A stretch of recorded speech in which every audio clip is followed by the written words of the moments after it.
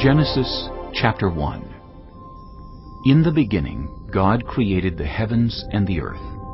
Now the earth was formless and empty. Darkness was over the surface of the deep, and the Spirit of God was hovering over the waters. And God said, "Let there be light." And there was light. God saw that the light was good, and He separated the light from the darkness. God called the light day, and the darkness He called night. And there was evening, and there was morning, the first day. And God said, "Let there be a vault between the waters, to separate water from water." So God made the vault, and separated the water under the vault from the water above it. And it was so. God called the vault sky, and there was evening, and there was morning, the second day. And God said, "Let the water under the sky be gathered to one place, and let dry ground appear." And it was so. God called the dry ground land, and the gathered waters He called seas. And God saw that it was good. Then God said, "Let the land produce vegetation, seed-bearing plants and trees on the land that bear fruit with seed in it, according to their various kinds." And it was so. The land produced vegetation, plants bearing seed according to their kinds, and trees bearing fruit with seed in it according to their kinds. And God saw that it was good. And there was evening, and there was morning, the third day.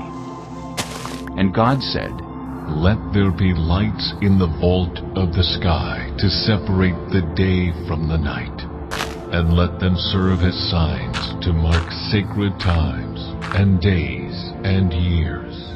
And let them be lights in the vault of the sky to give light on the earth." And it was so. God made two great lights, the greater light to govern the day, and the lesser light to govern the night. He also made the stars. God set them in the vault of the sky to give light on the earth, to govern the day and the night, and to separate light from darkness. And God saw that it was good. And there was evening, and there was morning, the fourth day.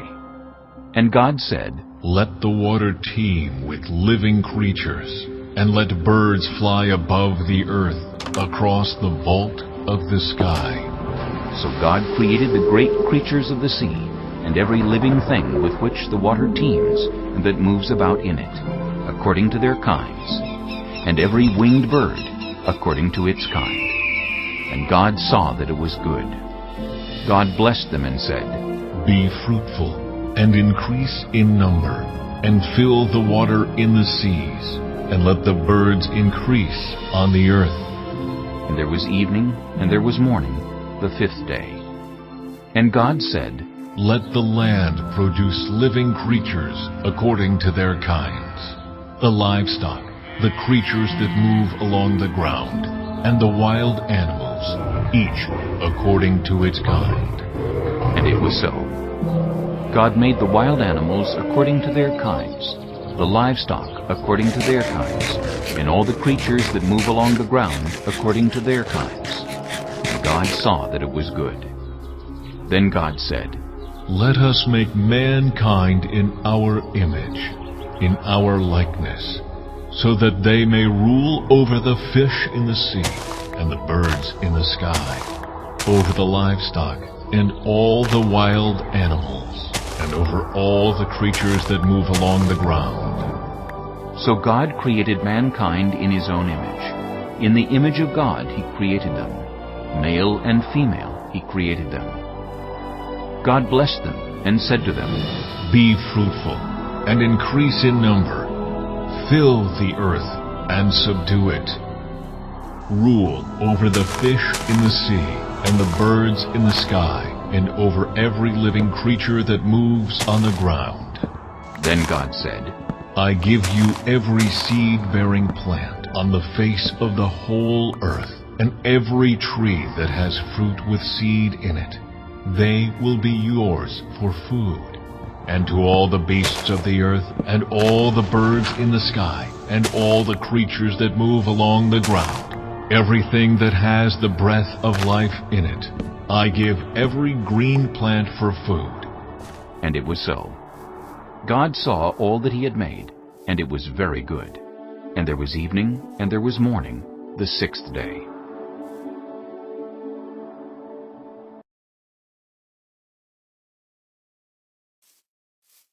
Chapter 2. Thus the heavens and the earth were completed in all their vast array. By the seventh day God had finished the work he had been doing. So on the seventh day he rested from all his work. Then God blessed the seventh day and made it holy, because on it he rested from all the work of creating that he had done. This is the account of the heavens and the earth when they were created, when the Lord God made the earth and the heavens.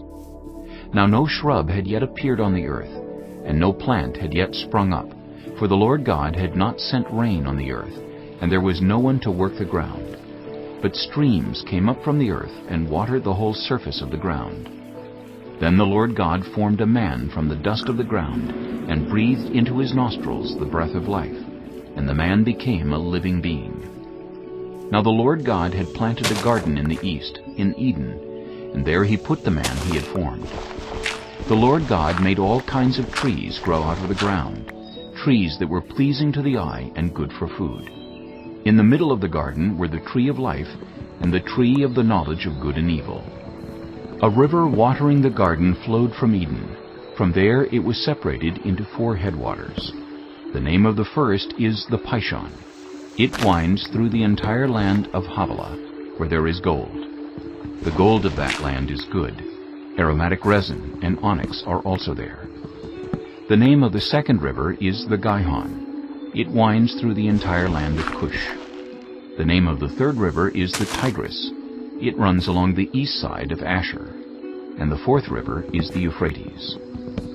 The Lord God took the man and put him in the Garden of Eden to work it and take care of it. And the Lord God commanded the man, You are free to eat from any tree in the garden, but you must not eat from the tree of the knowledge of good and evil, for when you eat from it, you will certainly die. The Lord God said, It is not good for the man to be alone. I will make a helper suitable for him. Now the Lord God had formed out of the ground all the wild animals and all the birds in the sky. He brought them to the man to see what he would name them, and whatever the man called each living creature, that was its name. So the man gave names to all the livestock, the birds in the sky, and all the wild animals. But for Adam no suitable helper was found. So the Lord God caused the man to fall into a deep sleep. And while he was sleeping, he took one of the man's ribs, and then closed up the place with flesh. Then the Lord God made a woman from the rib he had taken out of the man, and he brought her to the man. The man said, This is now bone of my bones, and flesh of my flesh. She shall be called woman, for she was taken out of man. That is why a man leaves his father and mother, and is united to his wife, and they become one flesh. Adam and his wife were both naked, and they felt no shame.